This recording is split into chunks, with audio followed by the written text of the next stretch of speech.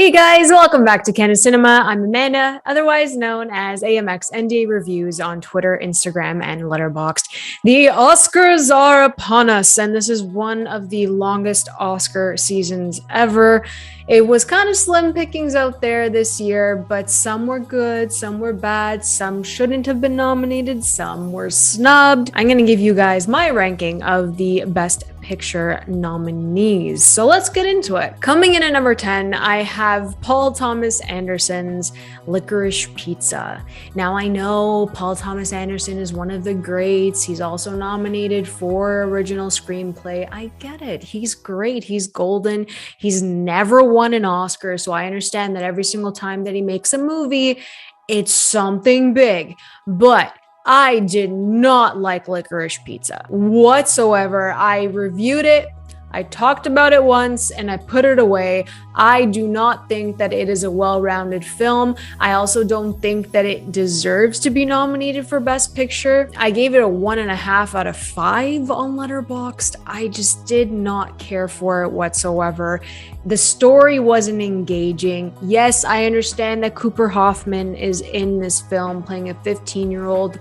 And his dad means so much to so many people. Philip Seymour Hoffman is one of the greats. I genuinely don't understand what people see in this movie. But again, it's subjective. And the films that I have higher up on this list, other people may not have connected with. But the biggest gripe I have with Licorice Pizza is the age gap. I think that could have been done in such a different way. I have fallen victim to being infatuated with someone who was older than me. So it just kind of brought me back to that entire situation. And it didn't sit right with me that they're kind of romanticizing all of that. It just felt weird. Sure, it's okay to think about it, but to actually execute it on screen just didn't really work for me. It's too much of an age gap. If he was legal instead of 15 years old and she was 25, maybe they could have gotten away with it. It's a bit different, but this just, it didn't connect. They had zero chemistry. Alana Haim, congratulations for being in your first film. That's fine. I also don't think that she gave that great of a performance. I'm really sorry. If you guys enjoy Licorice Pizza, by all means, like, it's subjective. Again, I'm happy that you enjoyed it. For me, this didn't work. And the fact that this screenplay that has so much racism in it is nominated for screenplay, it blows my mind every single time. No matter how you fit the conversation of race into your story, it should not be a joke. It should not be a punchline. And I think that's what really just turned me off completely from that movie. So yeah, the age gap and the racism in this film is something that I didn't think would be nominated for Best Picture, yet here we are. So 1.5 out of 5 stars for Licorice Pizza. Paul Thomas Anderson, dude, I'm sorry. It just did not work for me. Coming in at number 9, we have a remake. We have West Side Story. Now, I know a lot of people are saying, don't say that it's a remake, but it is a remake. The only difference in West Side Story is the fact that Steven Spielberg is literally a genius behind the camera, and it looked fantastic. He did this old school blocking that musicals don't have nowadays, if we even get musicals, and it just felt different. It felt very Spielberg, and I was just blown away by his direction. The cinematography was great as well, but that is pretty much the only takeaway from West Side Story. I did not think that this even needed a remake because it already won Best Picture. So for this to get nominated again for Best Picture just didn't make any sense to me. That being said, there are some great qualities. Like I said, the direction, cinematography, the choreography is really strong as well. They really worked in the original choreography, added a bit more flair to it. The supporting cast is absolutely brilliant. Ariana DeBose as Anita definitely deserves that nomination, deserves the win. I would love to see her win for Anita. I feel like Mike Feist was a bit robbed. I think his characterization as Riff was brilliant. He was so damn good. And I feel like he should have been nominated as well. The supporting cast really held it together because our two leads had zero chemistry. And that's why it was so difficult for me to sit through West Side Story. I really wanted to enjoy it. I was in a musical production myself as Riff back in the day. So I know every single word to this musical, and I did enjoy it for what it was. But there's that moment in West Side Story where you're enjoying the first act, and then all of a sudden it switches, and the pacing is just so jumbled. And also, the fact that Steven Spielberg decided to change certain placements of things, that also falls into the editing, the placements of certain scenes and the changing of songs and the addition of Valentina. Yes, I understand Rita Moreno is an icon. I don't think that the second half was as strong as the first half, and that's why it doesn't make it a well-rounded nom for Best Picture. It just did not work for me. So I gave West Side Story a 3 out of 5 on Letterboxd. It's sitting in my 9th spot. I'm really sorry if you enjoyed it. Again, it's subjective. I personally didn't think that it needed a remake, but it did need Steven Spielberg's vision, and he dedicated it to his dad. That's how sentimental it is to him, and that's okay, because Steven Spielberg is a fantastic director, and you could see the changes that he did made. Unfortunately, with the script and the editing and the placement of certain things, it just falls apart in the second act. Doesn't really stick the landing at the end, and that's why I gave it the grade that I did. Coming in at number 8, I have King Richard, directed by Ronaldo Marcus Green, and I think he's a great director. I think he's really special. He's done some great work, and I think that this being his Oscar-nominated film is really special. So King Richard, again, is a biopic. There's really not much else that you can do. Of course, it's going to be nominated for Best Picture. I don't think it was that strong. Inspiring? 100%. I am a sucker for a father-daughter journey. I am a sucker for a father-daughter storyline. That was probably the glue that held everything together. But this script was way too long. The pacing also didn't work for me. I felt that it dragged. Like, once you got them on the tennis court and in practice and getting those endorsement deals, like, it really dragged in the second half. It's not as memorable as I would have liked it to be. I don't think it should have been nominated for Best Picture, but again, biopic slot, naturally it would be nominated for Best Picture. It just didn't work for me. I didn't feel connected to it, unfortunately. I absolutely adore Will Smith. Anjani Ellis also knocked it out of the park. John Bernthal, as a secondary character, knocked it out of the park. He deserved a nomination as well. Would I love to see Anjani Ellis win? Of course I would, but I don't know if it's going to go that way for supporting actress. Here's the thing with Will Smith in Best Actor. It's really not his strongest performance. You have Ali in The Pursuit of Happiness, and then you have King Richard. If you look at those three, you already know what the answer is. It's not King Richard. So it breaks my heart that he's going to win because he's owed, instead of this performance being the thing that carries him to the gold. And again, that's not a bad thing, but this is the track record that the Academy has, unfortunately. I love Will Smith. King Richard was a good film. Unfortunately, I gave King Richard a 3 out of 5 on my Letterboxd. Coming in 7th place, I actually have Guillermo del Toro's Nightmare Alley. I thought it was a really strong remake, considering that film noir isn't really touched upon as a genre anymore, but it's Guillermo del Toro. I mean, he has incredible visuals. His framing was spot on. He really did reinvent it a bit. The story did drag, but the movie's supposed to be long. It's really hard to cut down anything from this, and it's a slow burn. I thought Bradley Cooper's performance was one of the strongest of 2021. Is he nominated? No. So it sucks that that happened. This cast alone, Rooney Mara, Cate Blanchett, my God, what a knockout as the femme fatale in this movie. You have Willem Dafoe, you have the wonderful Toni Collette, who really does great work in every single role that she's given. So this cast is stacked. The story's strong. The story does get lost a bit in the second act, but it still sticks the landing. It's a really interesting slow burn. Of course, there's some detective work, some mystery to it.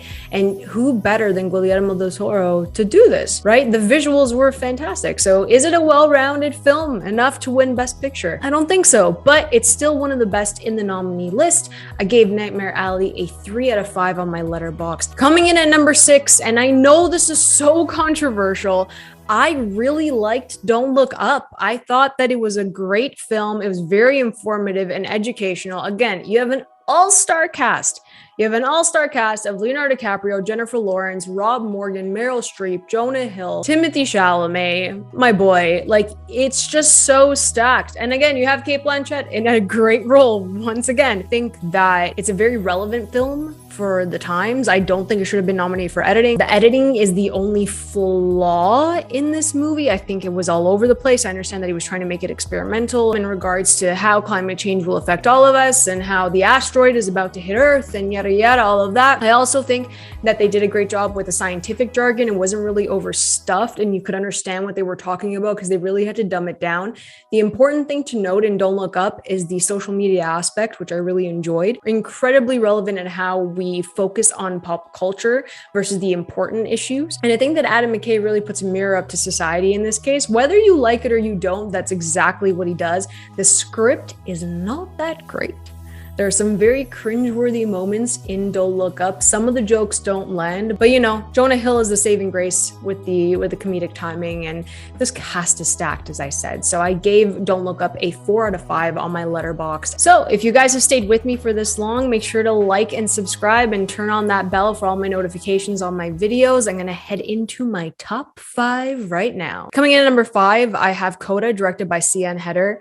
I absolutely love this movie. I bawled my eyes out watching this at Sundance. It has great representation for the deaf community, and I just love this cast so much. Troy Kotsur completely deserves the nomination for supporting actor, and he's definitely going to win. That's such a lock for me. I just love this family unit. They help each other out, and Emilia Jones was great as well, as the only one that wasn't born deaf, and she had to relate to her family in a different way, and her family had to relate to her in a different way as well. So you see the struggle between the family as an individual for Emilia Jones, and I just thought it was such a beautiful, touching film because music just brought them together. So Coda, I gave a 4.5 out of 5 on Letterboxd. It blew me away. It's such a beautiful film. I really did cry.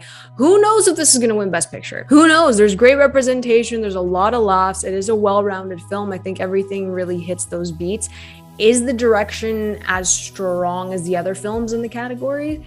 Not really. It does go by the motions in terms of direction, but they do ramp up the emotional moments, and I think that's really important, and that's what's going to really carry it to the gold if that ends up happening. Coming in at number 4, I have Dune, directed by Denis Villeneuve, who got snubbed in the director category because this film did not direct itself, so that should have been there. What can I say about Dune? It is one of the best adapted screenplays of 2021. I read that book. It's 1,000 pages. He managed to do it in part 1, really stay with the characters, really develop these characters as well. If you feel like the characters are dull, that's fine. That's how they are in the book. It's really like one note in that case. They do grow in the second half of this book. My boy Timothée Chalamet is in this, Zendaya's in it, Javier Bardem is in this, Josh Brolin, Oscar Isaac, Rebecca Ferguson. It goes on and on. It is just an amazing cast. The production design is great. The cinematography by Greg Fraser, Chef's Kiss. I really hope he wins.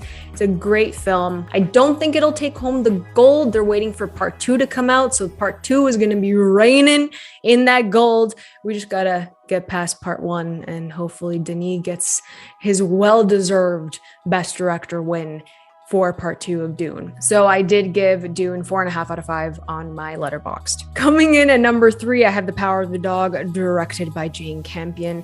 This movie grew on me. I have to say that. It grew on me. I didn't love it the first time I watched it. I'm not someone who really dives into a slow burn, but this is one of the slowest burns.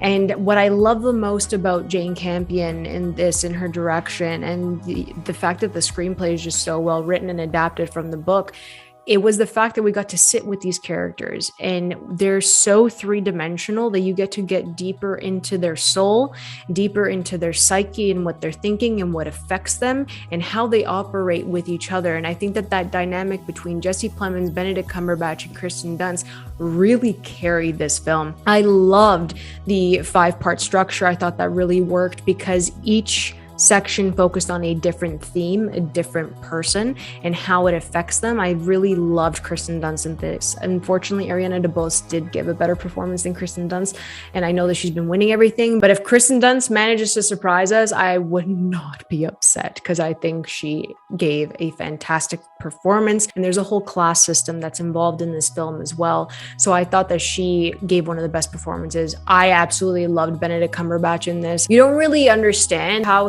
strong Benedict Cumberbatch is as an actor until you watch this role. I thought he was really good.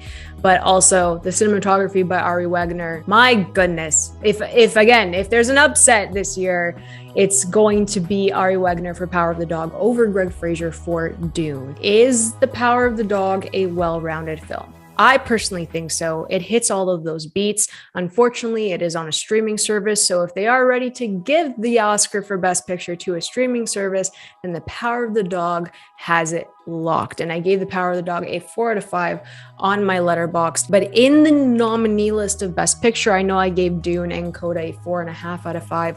The Power of the Dog has more of a chance in winning, and it's still one of my favorites. So 1 to 5 really are interchangeable on my list. And I do see Power of the Dog winning. So fingers crossed for Jane Campion. Coming in at number 2, I have Drive My Car, directed by Hamaguchi. I did not expect to love this as much as I did.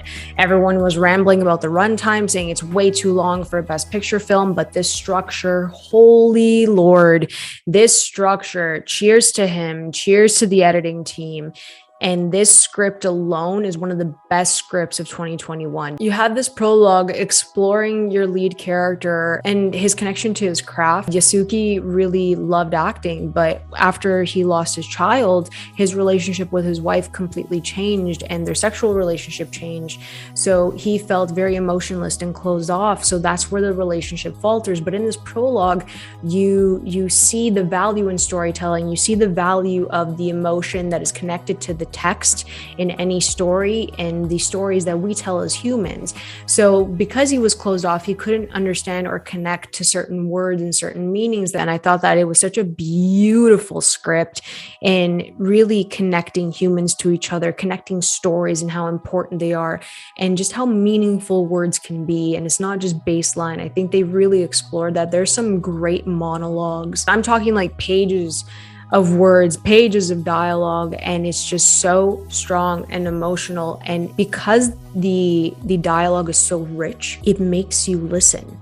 You're listening to these characters. These performances are all really strong.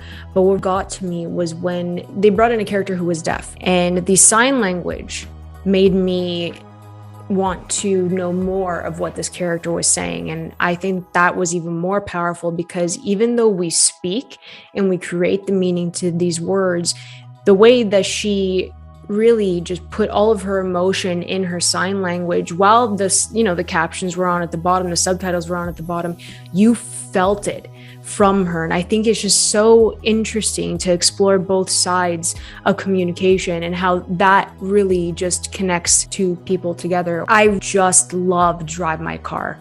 I did not expect to enjoy it as much as I did. Gave Drive My Car 4.5 out of 5. Could this win Best Picture? Possibly. It was a very well-rounded film. It's one of my personal favorites of 2021. Coming in at number 1, I have my favorite film of 2021, and that is Belfast, directed by Kenneth Branagh. I love this cast. Little Jude Hill did a fantastic job with this script.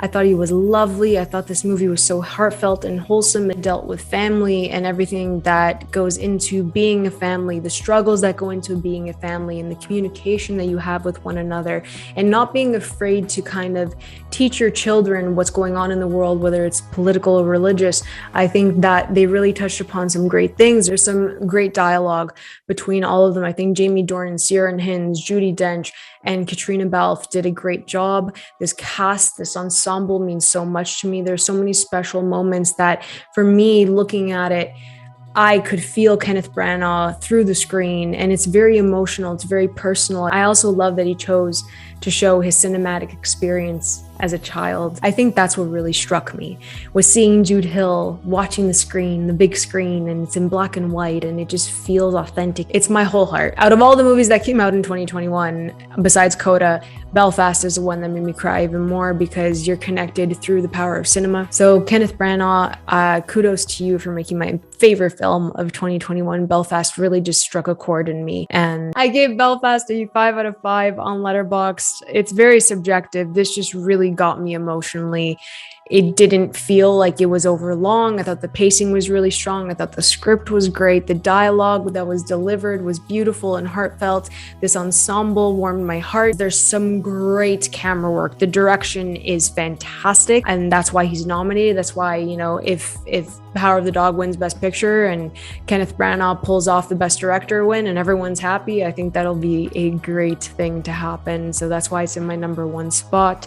I feel like it is the most well-rounded out of the 10 that are nominated right now. It hits every single beat across the board. I think that Belfast, because it is a studio film and it is the most well-rounded, I think that it could win Best Picture. So that is my ranking. That is how I would rank the Best Picture nominees of 2022. This has been a really long season, and I hope that everyone has enjoyed watching these films. I know that the arguments on Twitter can be a bit too much, but there are some great things about these films, and there are some not so great things about these films, but we're coming together to celebrate the Oscars and celebrate film of 2021, and I just love this season. It's my favorite. It can get a little bit crazy, but I hope you guys agree with some of my placements here. Let me know how you guys would rank the Best Picture nominees down below. If you guys enjoyed this video, please like and subscribe. You can always follow me over at AMX NDA Reviews on Twitter, Instagram, and Letterboxd.